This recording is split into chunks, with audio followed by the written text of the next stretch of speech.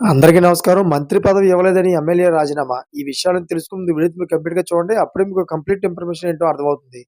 అదే విధంగా చాలామంది వీడియో చూస్తున్నారు గానీ సబ్స్క్రైబ్ చేసుకోవడం మాత్రం మర్చిపోతున్నారు. దయచేసి సబ్స్క్రైబ్ చేసుకోండి. సబ్స్క్రైబ్ చేసుకోవడం వల్ల నేను చేసే ప్రతి ఒక్క అప్డేట్ మీరు ముందుగానే పొందగలుగుతారు.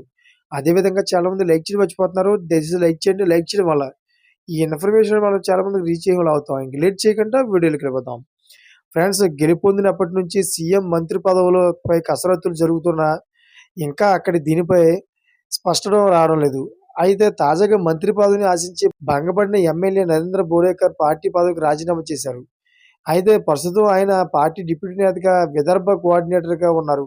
బండార పావని అసెంబ్లీ నియోజకవర్గం నుంచి అసెంబ్లీకి ప్రాతినిధ్యం వహిస్తున్న ఆయన పార్టీ పదవికి రాజీనామా చేసినప్పటికీ ఎమ్మెల్యేగా కొనసాగుతున్నారు. 3 సార్లు ఎమ్మెల్యే గెలుపొంది 3 సార్లు ఎమ్మెల్యేగా విజయం సాధించిన ఆయన మంత్రి పదవి ఇస్తామని పార్టీ హామీ ఇచ్చింది. అయితే నిన్న జరిగిన కేబినెట్ విస్తరణలో ఆయనకు చోటు దక్కలేదు. దీంతో మనస్తాపం చెందిన ఆయన పార్టీ పదవికి రాజీనామా చేస్తున్నట్లు ఏక్నాథ్ షిండే, ఉదయ్ సామంత్, ఏక్నాథ్ షిండే కుమారుడు శ్రీకాంత్ షిండేకు మెసేజ్ పంపారు. దేవేంద్ర ఫడ్నవీస్ ప్రభుత్వంలో ఉదయ్ సామంత్‌కు మంత్రి పదవి దక్కింది. మొత్తం 39 మంది నిన్న మంత్రులుగా ప్రమాణ స్వీకారం చేశారు. వీరిలో 19 మంది బీజేపీ నేతలు కాగా 11 మంది శివసేన, 9 మంది ఎన్‌సీపీ నేతలు ఉన్నారు. ఫడ్నవీస్ డిప్యూటీ సీఎంలతో కలుపుకుంటే కేబినెట్ బెర్తల సంఖ్య 42కి చేరింది.